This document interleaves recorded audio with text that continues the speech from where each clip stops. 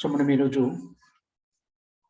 శ్రీల ప్రభుపాదుల వారిచే రచించబడినటువంటి భగవద్గీత యథాతథంలో 15వ అధ్యాయము చివరి 3 శ్లోకాలు అంటే 26, 27, 28 శ్లోకాలను చర్చించుకోబోతున్నాం.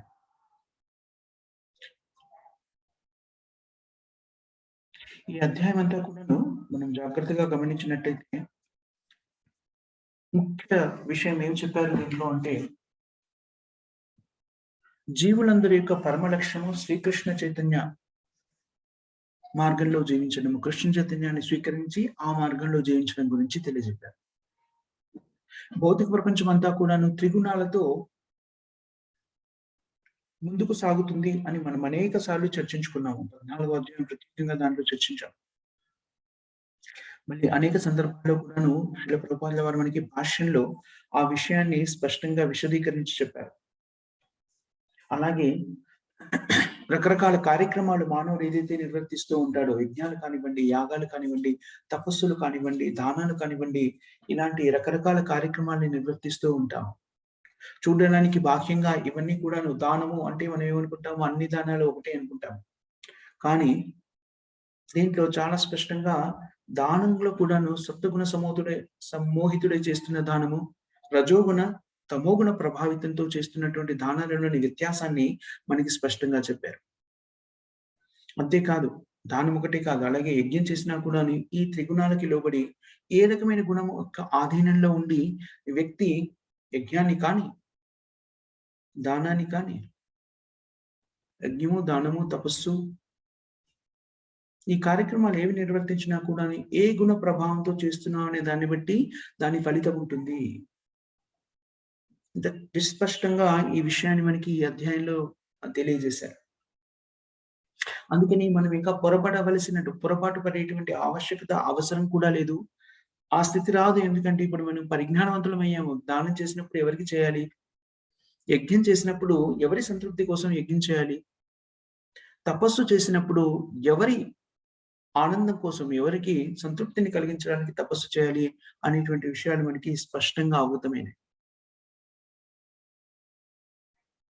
భక్తియుక్తమైన సేవలో నిమగ్నం కావాలి అంటే ఏకైక విధానం ఏమిటి అంటే భగవత్ సేవలో స్థిమితపడి ఉండడము.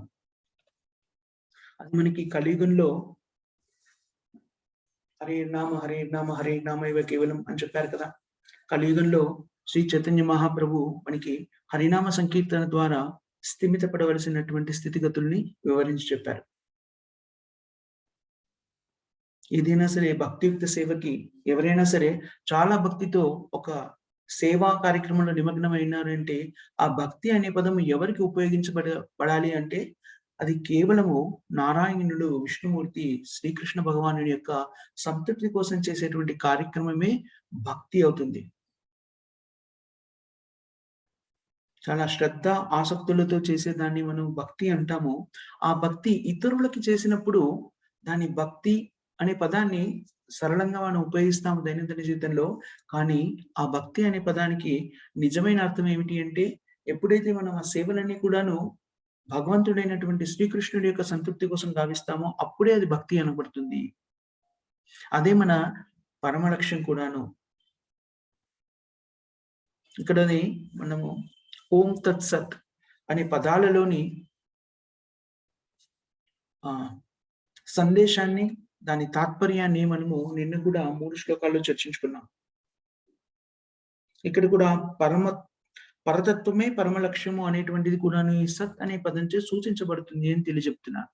అందుకని ఇక్కడ సత్ అంటే ఏమిటి అంటే శాశ్వతమైనది, భగవంతునికి సంతృప్తిని కలిగించేటువంటిది, భగవంతుని సంతృప్తి కోసం చేయు కార్యక్రమము సత్ కార్యము, సత్ అంటారు. అలాగే ఆ యజ్ఞము భగవంతుని తృప్తి కోసం చేసినప్పటికీ సత్కార్యమైనట్టుగాని యజ్ఞాన్ని నిర్వహించబడేటువంటి వ్యక్తి కూడా సత్పురుషుడు అనబడతాడు, సత్ అనబడతాడు. అందుకని దీన్ని మళ్ళీ ఇక్కడ కూడా మరొకసారి విశదీకరించి చెప్తున్నారు శ్రీకృష్ణ పరమాత్మ. పరమసత్యముకు అనుగుణమైన యజ్ఞము, తపస్సు, దానము అన్ని కార్యక్రమాలు కూడా శ్రీకృష్ణుడి యొక్క ప్రీతి కొరకే చేయాలి. ప్రశస్తే కర్మణి అనేటువంటి పదాన్ని గురించి విశ్లేషిస్తూ ఇక్కడ మనకి శ్రీల ప్రభుపాదుల వారు వివరణిస్తున్నారు ఏమని? విద్యుక్త ధర్మములు అనే పదములు ఎప్పటి నుంచి మొదలవుతాయి మానవ జీవితంలో? ఆరంభం నుంచి మొదలవుతాయి. మనం నిన్న కూడా దీని గురించి కొంతవరకు చర్చించుకున్నాం. మనకి అనేక రకమైనటువంటి సంస్కారాలని మనము వేద శాస్త్రాల్లో గమనిస్తాం. గర్భాధారణ సంస్కారము అంటే నిజానికి గర్భాధారణ సంస్కారము తల్లి-తండ్రికి మధ్య జరిగినప్పటికిని ఆ గర్భాధారణ సంస్కారము అనేటువంటిది అది దేనికోసం నిర్దేశించబడింది? పుట్టబోయే శిశువుకి జరిగేటువంటి సంస్కారం అది. అంటే పుట్టడానికి ముందే కూడాను సంస్కారము అనేటువంటిది ప్రారంభమైపోతుంది. అలాగే ఇక్కడ ఈ సందర్భంలో శిల ప్రభుపాద గర్భాధారణ మొదలు జీవితం చివరి వరకు మానవుని జీవిత అస్తిత్వ పవిత్రీకరణకై వైదిక గ్రంథములో అనేక సంస్కార కర్మలు నిర్దేశించబడినవని సూచించును. ఆ సంస్కార కర్మలన్నీ కూడా ఎందుకు నిర్వర్తించాలి? వాటి అన్నింటి నిర్వహణకి ఏకైక కారణము ఏమిటి అంటే జీవుని యొక్క అంత్య లక్ష్యము, మానవ జీవిత లక్ష్యము ఏమిటైతే ఉందో అది సాధించడం కోసం. ఈ కార్యక్రమాన్ని నిర్వర్తించి ఈ సంస్కారాలను నిర్వర్తిస్తున్నప్పుడు ప్రతిసారి కూడాను ఓం తత్సత్ అను మంత్రాలను ఉచ్చరిస్తారు. ఉచ్చరించాలి అని ఆదేశించబడింది వేదశాస్త్రాలు. ఇక్కడ సద్భావే, సత్కర్మ, సాధుభావే, సత్పురుష ఇవన్నీ కూడా దేన్ని సూచిస్తున్నాయంటే ఆధ్యాత్మిక స్థితిని సూచిస్తున్నాయి. ఆధ్యాత్మిక స్థితి అంటే అర్థం ఏంటి? మనం ఇంతవరకు నేర్చుకున్న దాని ప్రకారంగా శ్రీమద్ భగవద్గీతలో కానివ్వండి, శ్రీమద్ భాగవతంలో కానీ ఆధ్యాత్మిక చింతన అంటే కృష్ణ చైతన్యంలో స్థిమితపడి కర్మలను నిర్వర్తించడమే నిజమైనటువంటి ఆధ్యాత్మిక చింతన.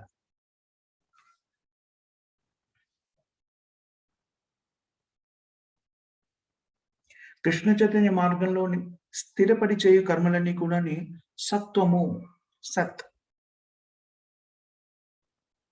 అని చెప్పారు. అలాగే ఈ కృష్ణ చైతన్య మార్గానికి సంబంధించిన పరిపూర్ణమైన జ్ఞానాన్ని కలిగిన వ్యక్తిని నిజమైన సాధువు అంటారు.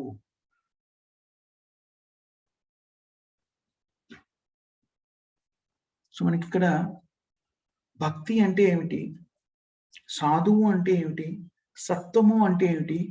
అసత్ అంటే ఏమిటి? యజ్ఞము ఎవరి కోసం చేయాలి? తపస్సు ఎవరి కోసం చేయాలి? నిజమైన తపస్సు ఎలా నిర్వహించబడుతుంది? అనేటువంటి విషయాలన్నింటినీ కూడాను ఈ అధ్యాయంలో మనం చర్చించుకున్నాము. సో యజ్ఞం చేస్తున్నారు అంటే అన్ని యజ్ఞాలు సమానం కాదు. యాగం చేస్తున్నారు అంటే అన్ని యాగాలు సమానం కాదు. దానం చేస్తున్నాము అంటే అన్ని దానములు సమానం కాదు. తపస్సు చేస్తున్నామంటే అన్ని తపస్సులు సమానం కాదు. ఎందుకు చేస్తున్నాము అనే దాని మీద ఏ గుణంతో మనం ఆ తపస్సులో నిమగ్నమై ఉన్నాము, దేన్ని ఆశిస్తున్నాము, ఆ తపస్సుని ఎందుకని చేస్తున్నామనే దాని మీద అది ఎలాంటి తపస్సు అనేటువంటిది నిర్ధారించబడుతుంది. ఈ కార్యక్రమాలన్నీ దానము, తపస్సు, యజ్ఞము ఇవన్నీ కూడాను ఎందుకు చేయాలి? కేవలము భగవంతుడైన శ్రీకృష్ణుడిని సంతృప్తిపరచడానికి మాత్రమే చేయాలి. అలా జీవిస్తున్నటువంటి వ్యక్తిని నిజంగా సాధువు అంటారు. వాళ్ళు ప్యాంట్ షర్ట్ వేసుకున్నా, లేకపోతే బ్రహ్మచారిగా స్థిరపడి ఉన్నా, లేకపోతే ఇంకో రకమైన దుస్తులు వేసుకున్నా, సన్యాసాశ్రమంలో కాషాయ వస్త్రాధరణ ధరించిన వాళ్ళ ఈ కార్యక్రమాలు వాళ్ళు సాధువులా కాదా అనేటువంటిది నిర్దేశిస్తుంది. గృహిణిగా ఇంట్లో స్థిరపడి ఉన్న ఆ స్త్రీ కూడా ఉత్తమమైన సాధువు అయి ఉండవచ్చు ఈ కార్యక్రమాలన్నీ నిర్వర్తిస్తూ ఉంటే.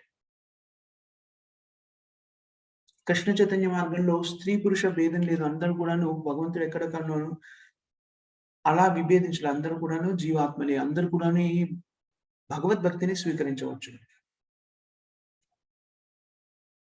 అయితే శ్రీకృష్ణుడికి సంబంధించినటువంటి ఈ పవిత్రమైన దివ్య జ్ఞానము ఎలా మనకి లభ్యమవుతుంది? భక్తుల సాంగత్యంతో అది మనకి విశదీకృతం అవుతుంది. ఇది స్వయంగా శ్రీమద్ భాగవతంలో మనకి వివరించారు. ఇక్కడ శ్రీ ప్రభుపాదుల వారు ఎక్కడ దాన్ని వివరించారో కూడా తెలియజేస్తున్నారు. 3వ సంపుటం 25వ అధ్యాయం 25వ శ్లోకంలో సతాం ప్రసంగాత్ అను పదముల ద్వారా ఏమని చెప్పారు? సతాం ప్రసంగాత్ భక్తుల యొక్క సాంగత్యంలో భగవంతుని లీలలని చర్చించినప్పుడు అది మనకి పరిపూర్ణమైనటువంటి పరిజ్ఞానాన్ని అందిస్తుంది. సత్సాంగత్యం లేకుండా ఎవరునూ దివ్య జ్ఞానంను సాధింపలేరు. ఇదే సూత్రం కదా మనకి మన 4 నియమాల్లో భక్తుల సాంగత్యము అని చెప్పబడింది.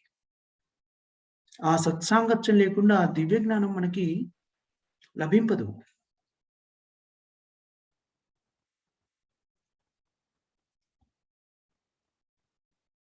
అందుకని ఇవన్నీ కూడాను సంసిద్ధిని పొందాలి అంటే మనం నిర్వర్తించే అన్ని కార్యక్రమాల్లో కూడాను ఓం సత్ ఓం తత్సత్ అనే పదాలని ఉపయోగిస్తుంటాము అనే విషయాన్ని ఇక్కడ విశదీకరించి చెప్తున్నాడు. మంత్రదీక్ష స్వీకరించినప్పుడు కానీ, గురువు దగ్గర నుంచి యజ్ఞోపవీతాన్ని స్వీకరించినప్పుడు కానీ, ఈ 3 పదాలని ఉచ్చరిస్తారు అని గుర్తు చేస్తున్నాడు.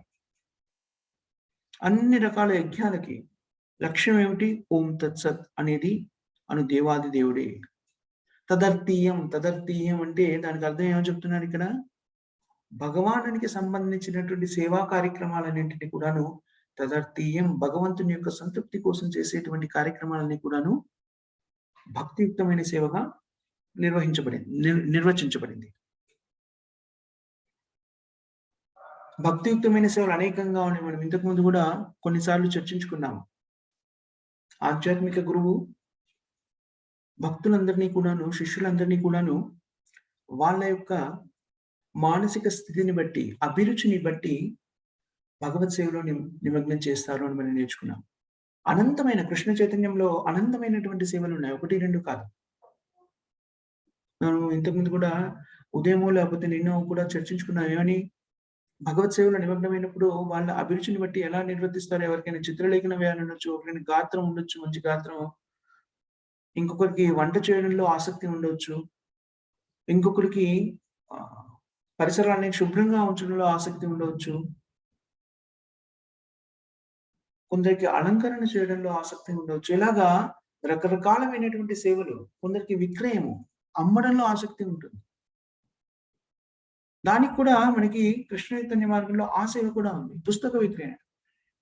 భగవద్గీత, భాగవతము, ఇతర గ్రంథాలన్నింటిని కూడాను ప్రజల మధ్యలోకి తీసుకెళ్ళి అందరికీ అందుబాటులోకి తీసుకొచ్చి వాళ్ళు కూడా చదివేలా చేయడానికి పుస్తక విక్రయం కూడా ఉంది మనకి. ప్రసాద వితరణం. అలాగా వడ్డించడం కొందరికి ఆసక్తిగా ఉందనుకోండి, ప్రసాద వితరణం చేయవచ్చు.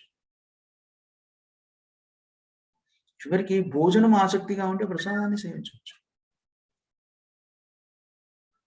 సో కృష్ణ చైతన్య మార్గంలో అందరికీ కూడా అన్ని రకాల అభిరుచులు ఉన్న వాళ్ళకి కూడాను అవకాశం అనేటువంటిది ఉంది.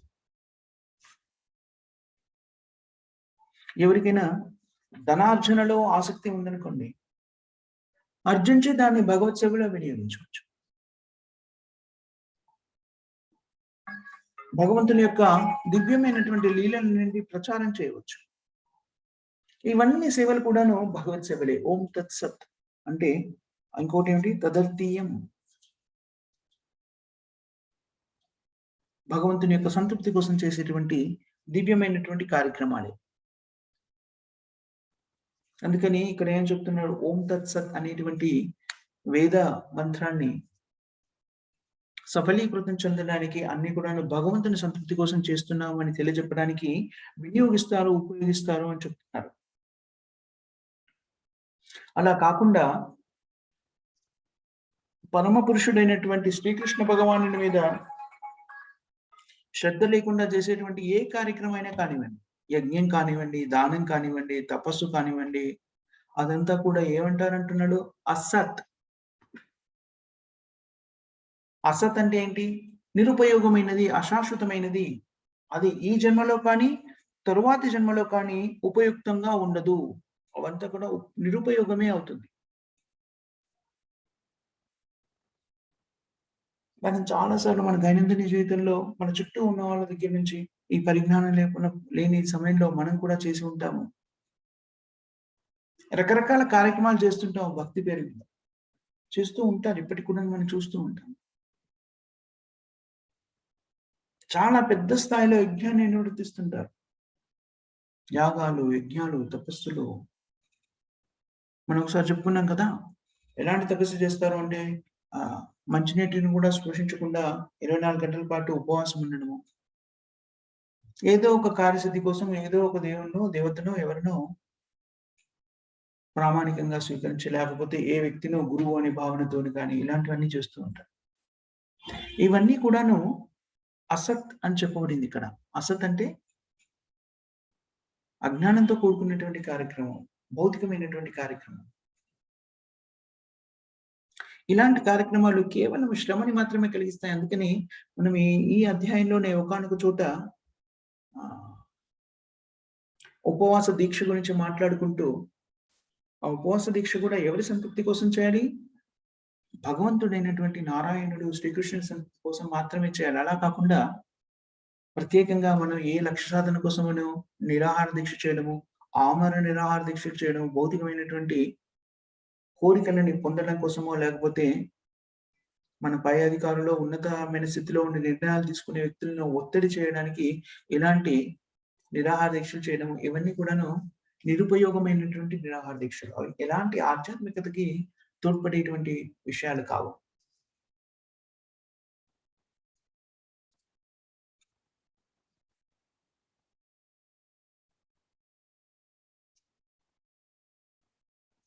సో, ఈ అధ్యాయంలో మనకి స్పష్టంగా, నిర్దిష్టంగా చెప్తున్నది ఏమిటి అంటే, ప్రతి కర్మ కూడా భగవంతుని సంతృప్తి కోసమే చేయవలెను. కానీ చేసే ప్రతి కర్మ కూడా భగవంతునికి సంతృప్తి కోసమే అని మనం చెప్పలేము. ఉదాహరణకి ఈ అధ్యాయాన్ని మనము స్పష్టంగా చదివి అర్థం చేసుకోవడానికి ముందు మనలో కొందరికి ఒక అభిప్రాయం ఉండొచ్చు. దానం అంటే దానమే కదా! దాంట్లో తేడా ఉంది. యజ్ఞం అంటే యజ్ఞమే కదా! దాంట్లో తేడా ఏముంది? తపస్సు అంటే తపస్సే కదా! ఉపవాసం కదా! అనేటువంటి అభిప్రాయం ఉండొచ్చు. కానీ ఈ అధ్యాయం చదివిన తర్వాత ఈ అధ్యాయంలో మనకి స్పష్టంగా శ్రీకృష్ణ భగవానుడు చెప్తున్నాడు ఏమిటి అంటే, ఈ కర్మలన్నీ కూడాను ఏ పనులైతే మనం చేస్తున్నామో ఈ కర్మలన్నీ కూడాను అందరూ చేస్తుంటారు. కానీ అన్నీ సమానం కాదు. ఏ గుణ ప్రభావంతోని మనం ఈ కర్మల్ని ఆచరిస్తామో, ఏ ప్రతిఫలాన్ని ఆశిస్తామో దాన్ని బట్టి ఆ కర్మలన్నీ కూడాను భౌతికమా, ఆధ్యాత్మికమా అనేటువంటిది నిర్దేశించబడుతుంది. ఏ కర్మైనా కూడాను ఆధ్యాత్మికం కావాలి అంటే, అది భగవంతుడైన శ్రీకృష్ణుడి కోసం చేస్తే మాత్రమే ఆధ్యాత్మికం అవుతుంది. కానీ నిన్న అనుకుంటాను ఒక మాట చెప్పుకున్నాం. మీరందరూ వినే ఉంటారు. ఏం చర్చించుకున్నాము అంటే 2 విధాలు. ఏమిటంటే మనం ప్రారంభ దశలో మనం చేసే ప్రతి పనిని కృష్ణుడిని కేంద్ర బిందువుగా పెట్టి చేయాలి అనుకున్నాం. కానీ ఆ స్థితి నుంచి మనము ఉన్నతమైన స్థితికి వెళ్ళినప్పుడు మనం ఏం చేస్తాము? కృష్ణుడి కోసం మాత్రమే పని చేస్తాం. తేడా అర్థమైందా మీకు? నేను భోజనం చేయాలి, ఆకలేస్తుంది. కాబట్టి ఇది నేను కృష్ణుని మధ్యలో పెట్టి చేస్తే ఉత్తమమైంది కాబట్టి నేను వంట వండి కృష్ణుడికి భోగాన్ని సమర్పించి నేను దాన్ని స్వీకరిస్తాను ప్రసాదంగా. అది కూడా భక్తే, సందేహం లేదు. తప్పకుండా భక్తే. కానీ అది మనము ప్రాథమిక దశలో ఉన్నటువంటి భక్తి. ప్రతిదాన్ని కూడా కృష్ణుని సేవలో వినియోగిస్తున్నాం. నిజానికి నాకు ఆకలేస్తుంది. అందుకని వండుకున్నాను. కానీ ఉన్నతమైన స్థితిలో, శుద్ధ భక్తి స్థితిలో మనం ఏం చేస్తాము? కృష్ణుడి మీద ప్రేమతోని నాకు ఆకలేస్తుందని కాదు. కృష్ణుడితో మనకున్న సంబంధము, కృష్ణుడిని మనం ఏ విధంగా ఆరాధిస్తున్నామో, లేకపోతే భగవంతుడు నేను సేవకుడిని నేను ఆరాధించొచ్చు. కృష్ణుడు మన సంతానంగా భావించవచ్చు. నా పుత్రుడు అనే భావనతోని మనం సేవ చేయవచ్చు. కృష్ణుడిని మిత్రుడిగా భావించవచ్చు. స్నేహితుడు, నా మంచి మిత్రుడు అనేటువంటి భావనతో సేవ చేయవచ్చు. కృష్ణుడిని ప్రియునిగా భావించి సేవ చేయవచ్చు. ఇలాంటి ఏ భావనతోనైనా కూడాను, అయ్యో! ఇప్పుడు కృష్ణుడికి ఆకలిస్తుంది. ఇప్పుడు మధ్యాహ్నం అవుతుంది. కృష్ణుడు భుజించే సమయం అయింది. ఇప్పుడు కృష్ణుడికి ఏది వండాలి? ఉదయం నేను వెన్నతో చేసిన పదార్థాలు పెట్టాను. అజీర్తి అవుతుందో ఏమిటో, ఇవాళ దానికి విరుగుడుగా ఉండేది ఏదైనా పెడదాం. ఇలాంటి ఆలోచనతోని కృష్ణుడు ఒక వ్యక్తి. మన ఇంట్లో అయితే మన ప్రియతములకి అత్యంత అభిమానము, ప్రేమ ఉన్న వ్యక్తులతో మనము ఎలాగైతే వ్యవహరిస్తామో అలాంటి సందర్భాన్ని, అలాంటి స్థితిని భగవంతునితో ఏర్పరచుకొని భగవంతుని సేవలో నిమగ్నమవుతుంది. అది శుద్ధమైన భక్తి. అంటే మనము ప్రాథమిక దశలో బద్ధ జీవులుగా ఉన్నప్పటి నుంచి ఆ స్థితి నుంచి బద్ధ జీవితం నుంచి భక్తియుక్తమైన సేవలోకి రావడానికి మనం చేసే ప్రతి పనిని కూడాను కృష్ణుని కేంద్ర బిందువుగా చేస్తూ వెళ్తే అదంతా భక్తి అవుతుంది. ఆ భక్తి ఇంకా ఉన్నత స్థితికి వెళ్ళాలి అంటే మనము చేసే పనిని కృష్ణుని కేంద్ర బిందువుగా చేయడం కాదు. కృష్ణుడి కోసం మాత్రమే మనం కార్యక్రమాన్ని నిర్వర్తిస్తాం. మిగిలినవన్నీ కూడాను. అవును, కృష్ణుడికి వంట వండాలి. కానీ దానికి కావలసినటువంటి సరుకులన్నీ తీసుకురావాలి. దానికి ద్రవ్యం కావాలి. అందుకోసమని నేనేదో ఏదో జాబ్ చేయాలి. పని చేయాలి. అలాంటి ఆలోచనతో కేవలము కృష్ణ సేవ కోసం మాత్రమే మిగిలిన పనులన్నీ వ్యక్తీకృతం అవుతూ ఉంటాయి. ఆ స్థితిలో ఉన్నప్పుడు దాన్ని ఏమంటారు? శుద్ధ భక్తి అంటారు. ఇంకా మనకి ఇంకో ఆలోచన ఏమీ ఉండదు. బయటకు వెళ్లి ఏదైనా పని చేస్తూ ఆర్థిక స్థిరత్వాన్ని ఏర్పరచుకున్నా, గృహస్థాశ్రమంలోకి వెళ్ళినా కూడాను కృష్ణ సేవలో నాకు ఆటంకం ఏర్పడుతుంది. వివిధ కార్యక్రమాలు నేను సరిగ్గా నిర్వర్తించలేకపోతున్నాను. అందుకని నేను వివాహం చేసుకుంటే ఇంకో వ్యక్తి ద్వారా కూడాను కలిసి అలాంటి చైతన్యాన్ని అభివృద్ధి చేసుకున్నారనుకోండి. అదేవుతుంది శుద్ధ భక్తి అవుతుంది. ఎందుకంటే ప్రతి విషయాన్ని కూడా కృష్ణుడి కోసమే చేస్తున్నారు.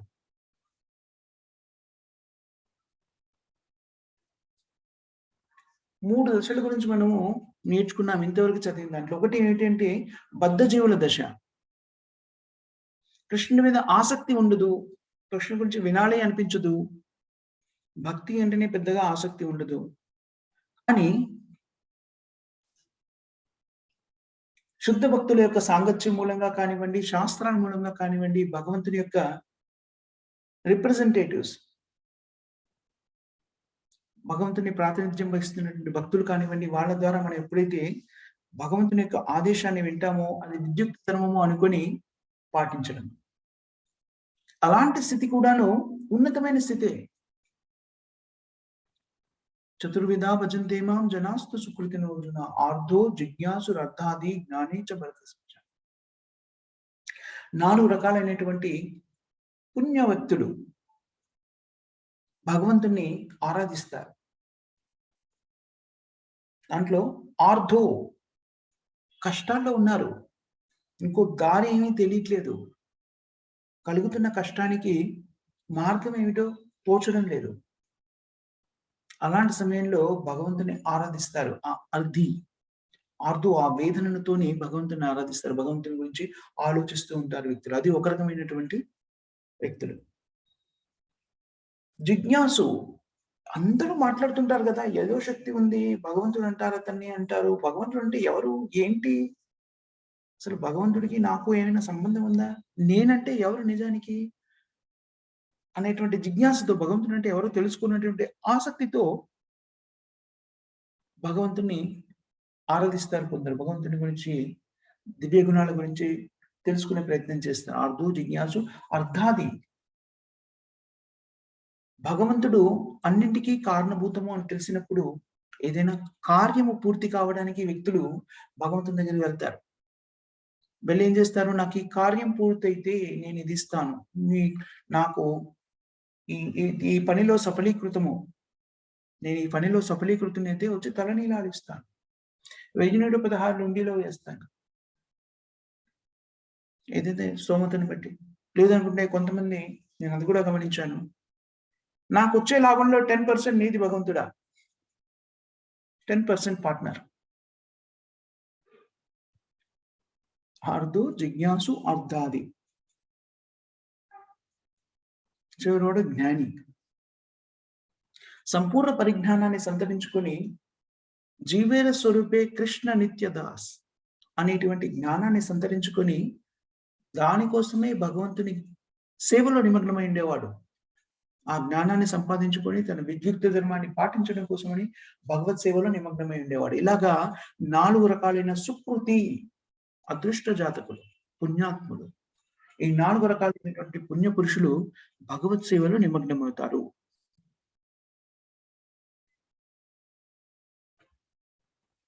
వీళ్ళందరూ కూడాను ఉత్తమమైన వాళ్ళే. చూడండి, ఎవరైనా అనొచ్చు, అలా ఉత్తమం ఎలాగా? వీళ్ళందరూ కూడాను ఏదో ఒక మిగిలిన ముగ్గురు, నలుగురిలో ముగ్గురు ఏదో ఒక కారణం చేత కదా భగవంతుని ఆరాధిస్తున్నారు అనుకోవచ్చు. కానీ వాళ్ళకి చాయిస్ ఉంది కదా! వేదనలో ఉన్నప్పుడు వ్యక్తులందరూ భగవంతుని దగ్గరికే వెళ్లరు. కొందరు చుట్టుపక్కల వారిని దూషించే వాళ్ళు, నేర ప్రవృత్తికి పాల్పడే వాళ్ళు, తమను హింసించుకునే వాళ్ళు, హత్యలు, ఆత్మహత్యలు చేసుకునే వాళ్ళు ఇలా కూడా ఉంటారు. సో, అలాంటి స్థితి ఏర్పడినప్పుడు ప్రతి వాళ్ళు కూడా భగవంతుని దగ్గరికి వెళ్ళాల్సిన అవసరం లేదు. అలా లేని వాళ్ళు కూడా ఉన్నారు. కాబట్టి అలా ఏ స్థితి మూలంగానైనా కూడాను భగవంతుని దగ్గరికి వెళ్ళే వాళ్ళందరూ కూడా ఏమున్నారు? సుకృతి, అదృష్ట జాతకులు, అదృష్టవంతులు.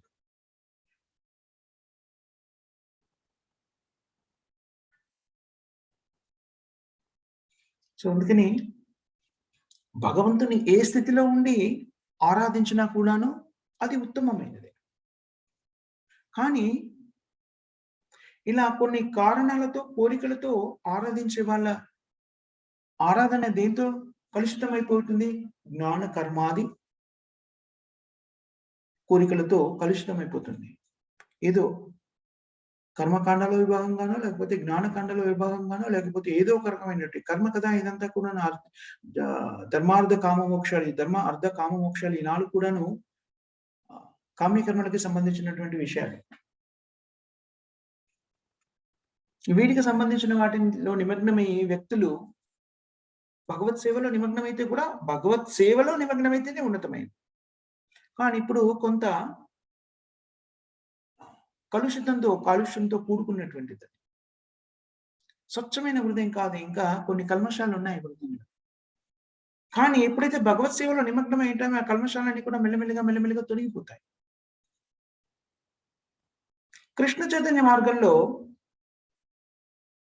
ప్రాథమిక దశలోనే ఈ కల్మషాలని తొలగిపోయేలాగా మనకి వివరణ ఇస్తారు. ఎందుకని? ఒక కల్మషాలు మనలో కూడా ఉండి ఉండొచ్చు. కృష్ణ చైతన్య మార్గాన్ని స్వీకరించిన మొదటి రోజు మనలో కల్మషాలన్నీ దూరమయ్యాయని కాదు. కానీ ఆ కల్మషాలు కూడాను త్వరితగతిన దూరం అవ్వడానికి కావలసిన విధి విధానము కృష్ణ చైతన్య మార్గంలో మనకు అందించారు. హరే కృష్ణ మహామంత్రాన్ని జపించడం.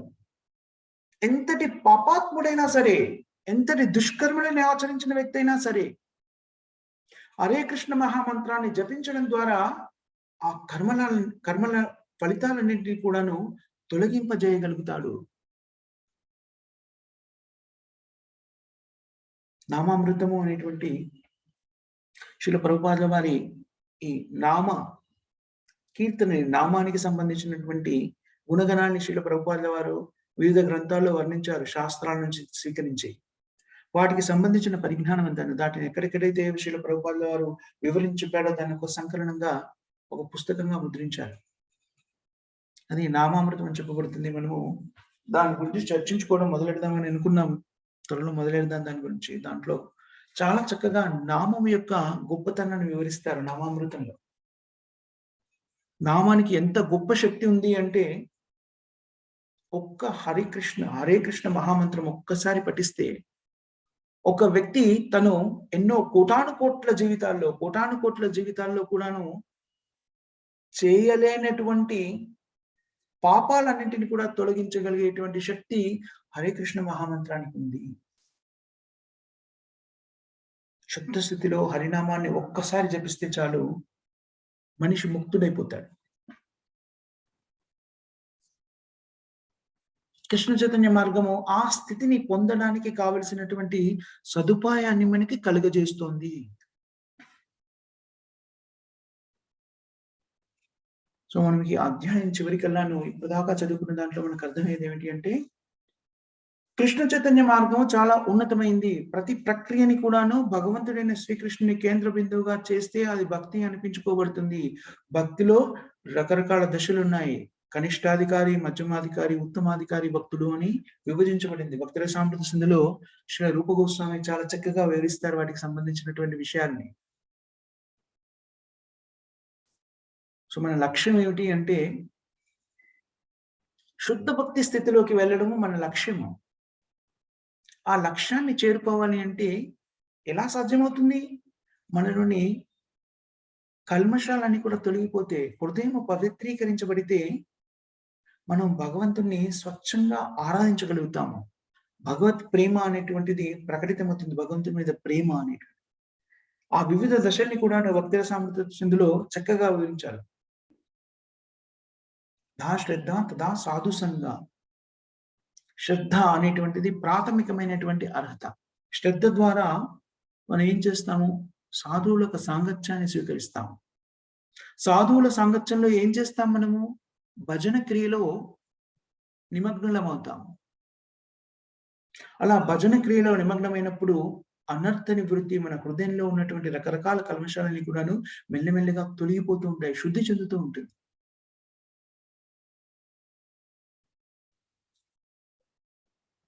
అప్పుడు భగవంతుని మీద ఏం కలుగుతుంది?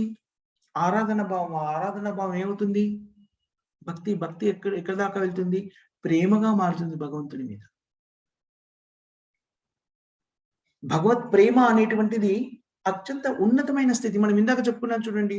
నాకు ఆకలేస్తుంది కాబట్టి నేను వండుతున్నానా? నేను అన్ని భగవంతునికి సమర్పించాలి కాబట్టి నా ఆకలి తీర్చుకోవడానికి భగవంతుని కోసం వండిన పదార్థాన్ని, నా కోసం వండిన పదార్థాన్ని భగవంతునికి సమర్పించి అది భక్తి. అందులో సందేహం ఏం లేదు. కానీ ఇప్పుడు కూడాను భక్తిలోనే ఉన్నాను. ఇంకా ప్రేమ అనేటువంటిది చిగురించలేదు అని అంటుంది. ప్రేమ అనేటువంటిది చిగురించినప్పుడు ఏం చేస్తాము? నేను నా కోసం కాదు. మనకి మాతాజీస్ అందరికి కూడాను, తల్లులందరికి కూడాను తెలుసు.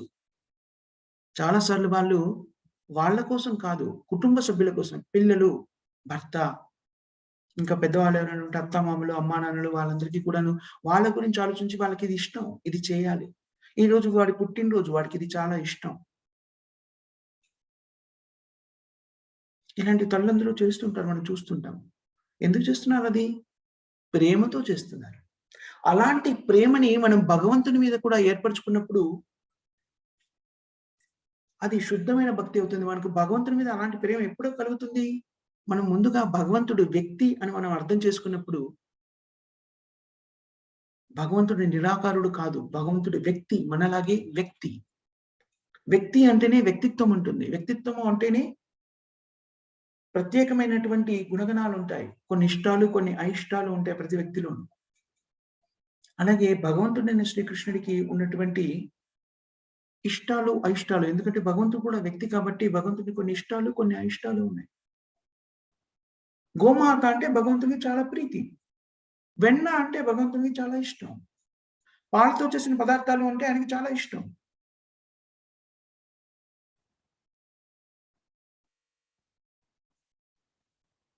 సో, మనం ఎప్పుడైతే భగవంతుని మీద ప్రేమను పెంచుకుంటామో భగవంతుని గురించి ఆలోచిస్తాం. మనం అర్చ విగ్రహాన్ని ఇంట్లో ప్రతిష్ఠించుకొని రోజు ఆరాధిస్తున్నప్పుడు ఆ అర్చ విగ్రహాన్ని వ్యక్తిగా ఆరాధిస్తాం మనం. వ్యక్తిగా ఆరాధించినప్పుడు ఆ అర్చ విగ్రహం బాగోగులన్నీ చూస్తూ ఉంటాం. ఎలాగా? ఒక వ్యక్తిని మనము భౌతిక జీవితంలో మనకున్న అనుభవంతో ఆలోచిస్తే, ఒక వ్యక్తిని ప్రేమిస్తే, ఆరాధిస్తే వాళ్ళ మంచి చెడులని ఎలా జాగ్రత్తగా చూసుకుంటామో, అలాగే భగవంతుని కూడాను ఆరాధిస్తాం. భగవంతుని కోసమే మనతాం ఇందాక చెప్పుకున్నట్టుగా.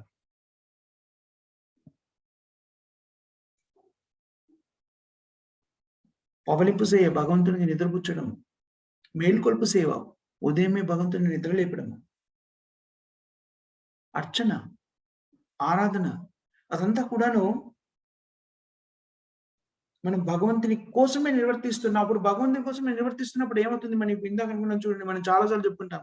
భక్తి మార్గంలోకి రండి అంటే 16 మాలలు జపాలు చేయాలి అంటే మనకి చాలా మంది చెప్తుంటారు. అదెలా సాధ్యమవుతుంది? నాకు భార్య పిల్లలున్నారు. వాళ్ళ పోషణ, బాధ్యత అంతా ఉంది అని. వాళ్ళ గురించే కదా నేను జీవితాన్ని కొనసాగిస్తున్నాను. చాలా మంది తల్లిదండ్రులు కూడా చెప్తుంటారు. జీవితం అంతా నిరాసక్తంగా ఉందండి.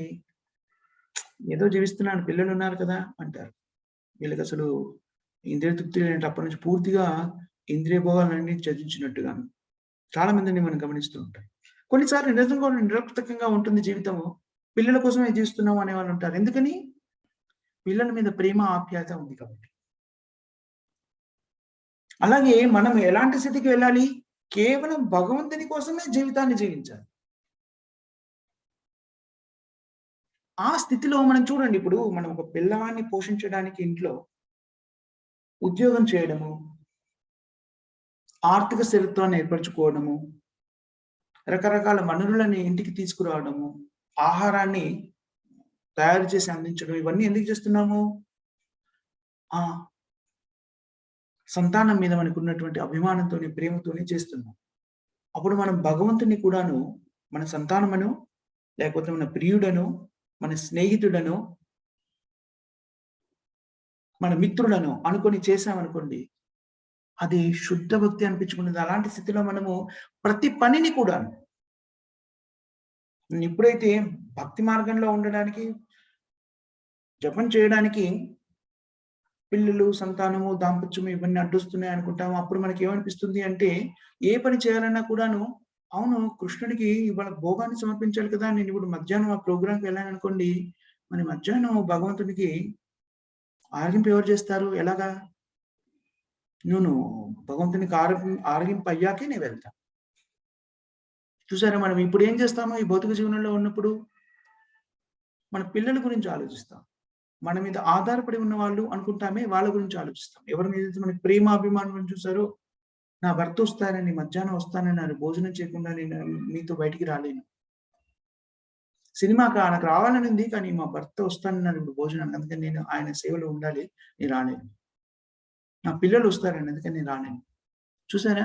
మన కార్యక్రమాలన్నీ కూడాను వీళ్ళ చుట్టూ నిమగ్నమై ఉన్నాయే. అది మనము కృష్ణుడి చుట్టూ చేయగలిగినప్పుడు అది శుద్ధ భక్తి స్థితికి వెళ్తుంది. అది మనం భౌతికంగా ఇప్పుడు ఎలా చేస్తున్నాము? మనం సాధన భక్తులుగా ఉన్నాం కాబట్టి కృష్ణుడిని కేంద్ర బిందువుగా చేసి మనకే కోరికలున్నాయి చాలా. ఆహారం నేను నిలవలేను ఆహారం భుజించకుండా. నా కోసమే నేను వండుకుంటున్నాను. కానీ కృష్ణుడిని కేంద్ర బిందువుగా చేసి వండుకుంటున్నానంటే ఇది కృష్ణుడికి గూడా సమర్పిస్తే చాలా బావుంటుంది. కృష్ణుడికి సమర్పిస్తాను అని బలవంతంగా ఆ ఆలోచనని మన బుర్రలోకి తెచ్చుకొని కృష్ణుడి కోసమని ఎందుకని చేస్తున్నాం అలాగా ఇప్పుడు?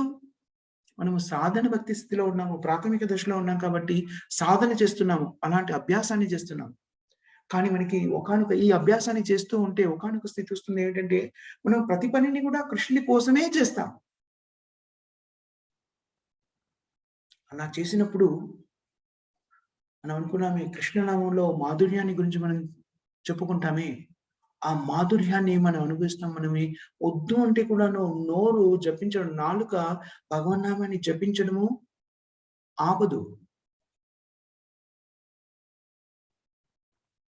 ఆ స్థితిని ఏమంటారు అంటే, పరమహంస స్థితి అంటే అలాంటి స్థితి. నిజంగా మనం చాలా సార్లు చెప్పుకున్న బ్రహ్మభూత ప్రసన్నాత్మ నశోచతి నకాంక్షతి చక్కని శ్లోకాలన్నీ కూడా మనం చదువుకున్నాం. నిజంగా ఆ స్థితిలో ఉంటాం మనం. అప్పుడు ఏముంటుంది? మనకి ప్రతి క్షణం కూడా భగవంతుడైన కృష్ణుడికి ఎలా సేవ చేయాలి? అతన్ని ఎలా ఆనందపరచాలి? భగవంతుని లీలల్ని మనం ఈ శరీరంలో ఉండగానే చూడగలుగుతాం అప్పుడు. ప్రతి క్షణం భగవంతుని గురించి ఆలోచిస్తూ ఉన్నప్పుడైతే భగవన్నామాన్ని స్మరిస్తున్నట్టే భగవంతుడు తన లీలలని మన హృదయంలో ప్రకటితం చేస్తాడు. ఆ భగవద్లీలల ధ్యానంలో ఉన్నప్పుడు ఈ భౌతికమైన కార్యక్రమాలన్నీ కూడా ఎలా మనం చేయగలుగుతాము అంటే, అవన్నీ భగవంతుని సేవ కోసమని నియుక్తం చేయడం కోసమని చేయడం మొదలెడతాం. అది శుద్ధ భక్త స్థితికి వెళ్ళడము అంటే. మనం ప్రతిరోజు చెప్పుకుంటాం కదా! హరినామాన్ని జపించండి. కనీసంగా 16 మాలలు జపిద్దాం. దానివల్ల ఏం జరుగుతుంది అంటే మనలో ఉన్నటువంటి అనాసక్తత ఏదైతే ఉందో హృదయంలో పేరుకుపోయినటువంటి కల్మషాలు ఏవైతే ఉన్నాయో మెల్లమెల్లగా తొలగింపబడతాయి. తద్వారా నిజంగా భగవంతుని ప్రేమించే స్థితికి మనం చేరుకుంటాం. అది ఈ జన్మలోనే సాధ్యమవుతుంది. మనం ఎప్పుడైతే శ్రీల ప్రభుపాదుల వారు మనకు ఆచార్యులు, గురు పరంపరలో వచ్చిన ఆచార్యులందరూ స్వయంగా భగవంతుడే చెప్పినటువంటి దాన్ని మనకు విశదీకరించారో, దాన్ని మనం ఆచరించినట్టయితే భగవద్భక్తిని ఈ జన్మలోనే, అనతి కాలంలో ఈ జన్మలోనే రుచి చూడగలుగుతాము. భగవంతుని యొక్క ప్రేమని ఆస్వాదించగలుగుతాము. మనం భగవంతుడిని ప్రేమిస్తున్నప్పుడు భగవంతుడు తను మనల్ని ఎంత ప్రేమిస్తున్నాడో మనకు అవగతమవుతూ ఉంటది. మనం ఇంతకుముందు గూడా ఒకసారి చర్చించుకున్నాము. భక్తి మార్గంలో వృద్ధి చెందుతున్న కొద్దీ వాళ్ళందరూ ఏమంటారంటే నాకింకా భక్తి లేదు అంటారు. అది కేవలము ప్రపంచానికి చూపడం కోసమో లేకపోతే సూపర్ఫిషియల్ తాత్కాలికంగానో అలా చెప్పింది కాదు వాళ్ళు. నిజంగా ఆ భావన భక్తి వృద్ధి చెందుతుంటే కలుగుతుంది. ఎందుకనంటే మనము భగవంతుడిని ప్రేమించడం మొదలెడుతున్న కొద్దీ భగవంతుడు మనల్ని ఎంత ప్రేమిస్తున్నాడో తెలుస్తుంది. అప్పుడు భగవంతుడు మనం ప్రేమిస్తున్న దాన్ని మనం అర్థం చేసుకున్న కొద్దీ మనం ఎంత అల్పంగా భగవంతుడిని ప్రేమిస్తున్నాం, మన ప్రేమ ఎంత అల్పమైంది అని తెలుస్తున్న కొద్దీ నాకు నిజంగా భగవంతుని మీద భక్తి లేదు అంటుంటారు.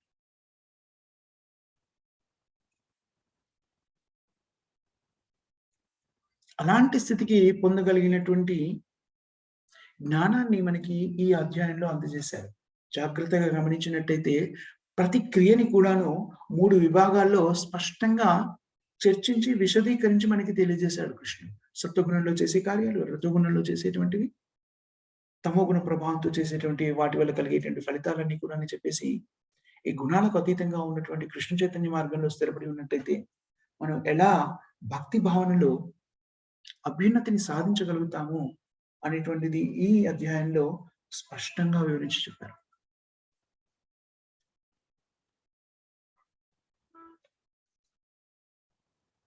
శుద్ధాత్రేయ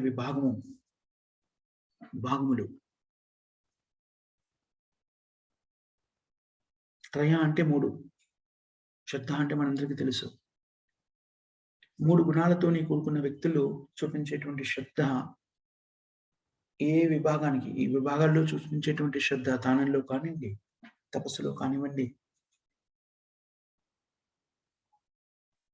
ఈ అన్ని కార్యక్రమాలు చేసేటువంటివి ఈ 3 గుణాలతో ప్రభావితమైనప్పుడు ఎలాంటి ప్రభావాన్ని చూపిస్తున్నాయి, ఎలా విభజించబడ్డాయి అనేటువంటి ఈ అధ్యాయంలో స్పష్టంగా చెప్పారు. తద్వారా మనకి శుద్ధ భక్తి స్థితికి ఎలా వెళ్ళాలో కూడాను మనకి కావాల్సిన సూచనలు ఈ అధ్యాయం ద్వారా మనకి అందించారు.